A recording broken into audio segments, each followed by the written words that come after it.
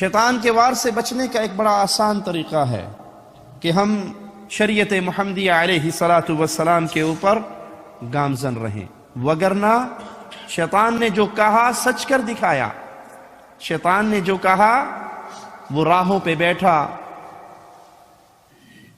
شیطان اگر شیطان کے روپ میں بیٹھے تو اس کے پیچھے چلے گا؟ شیطان اوریجنل شکل میں آ کے کہے کہ میرے پیچھے چلو، اس کی بات کون مانے گا؟ شیطان نے روپ دھارے ہیں، شکلیں بنائی ہیں، جیسے رسول اللہ صلی اللہ علیہ وسلم اپنے اصحاب کو سکھانے کے لیے ایک لائن لگاتے ہیں، اس کے سائیڈوں پہ ترچھی لائنیں لگاتے ہیں اور پھر کہتے ہیں یہ سیدھی لائن، یہ سیدھا راستہ، یہ صراط مستقیم، یہ میرا راستہ ہے۔ اور جو یہ سائیڈوں پہ ٹیڑھی لائنیں ہیں، ہر ٹیڑھے راستے پہ شیطان بیٹھا ہے، اپنی طرف بلا رہا ہے، اور جو اس کے پیچھے جائے گا وہ جہنم کا ایندھن بنے گا۔ مالک بیان فرماتا ہے وَلَقَدْ صَدَّقَ عَلَيْهِمْ إِبْلِيسُ ظَنَّهُ، ابلیس نے جو کہا تھا سچ کر دکھایا۔ فَاتَّبَعُوهُ إِلَّا فَرِيقًا مِّنَ الْمُؤْمِنِينَ، تو اس کے پیچھے بہت لوگ دوڑے سوائے اہل ایمان کا ایک گروہ، وہ اس کے ہتھ کنڈوں سے بچا رہا، مگر نہ انسانیت ابلیس کے پیچھے چلتی ہوئی گمراہی کے اندر جا گری۔ سابقہ امتوں کو شیطان نے کئی طریقے سے الجھایا۔ یہودیوں کے پاس علم تھا، عمل نہیں تھا، وہ جانتے تھے، مانتے نہیں تھے۔ رسول اللہ صلی اللہ علیہ وسلم کو جب خبر ہوئی ایک یہودی بچے کے مرنے کی، آپ اس کے گھر میں گئے، اس کے سرہانے کھڑے ہوئے کہا یا غلام قل لا الہ الا اللہ۔ اس نے اپنے یہودی بابا کو دیکھا، اس کے باپ نے کہا کہہ دے جو ابو القاسم نے کہا ہے۔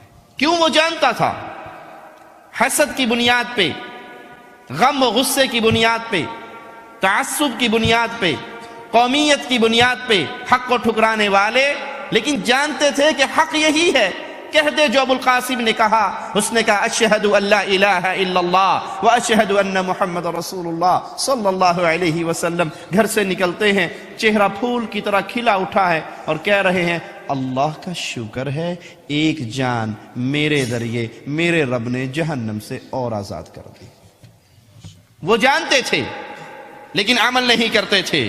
نصارہ اپنی طرف سے اعمال تراش لیتے تھے، اللہ کی طرف سے آئی ہوئی دلیل کے بغیر اپنی مرضی سے کہ یہ کام اچھا ہے، اور اس عمل کے پیچھے دوڑتے تھے۔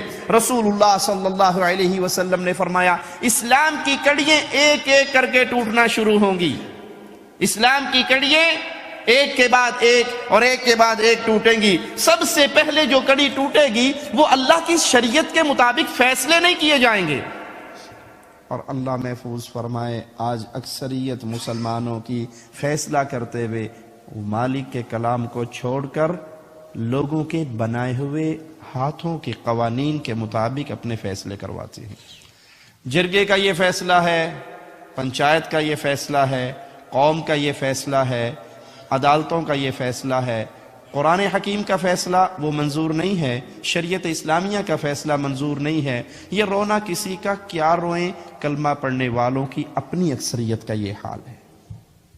انہیں حل بتایا جائے کہ آپ کے اس جھگڑے کا حل اللہ کی کتاب میں یہ ہے، سنت رسول اللہ صلی اللہ علیہ وسلم میں یہ ہے، کہیں گے جی ٹھیک ہے لیکن ہم نے فیصلہ وہیں پہ جا کے کروانا ہے جہاں پہ کتاب اللہ اور سنت رسول اللہ کے مطابق نہیں، بلکہ انگریزوں کے بنائے ہوئے یا اسمبلیوں کے بنائے ہوئے یا جرگوں کے بنائے ہوئے اپنے ہاتھوں کے تراشے ہوئے قانون کے مطابق فیصلہ کرتا ہے۔ یہ پیارے حبیب کی بتائی ہوئی خبر ہے کہ سب سے پہلے اسلام کی جو کڑی ٹوٹے گی وہ فیصلے اللہ کے حکم کے مطابق نہیں بلکہ لوگوں کے ہاتھوں کے تراشے ہوئے قوانین کے مطابق ہوں گے۔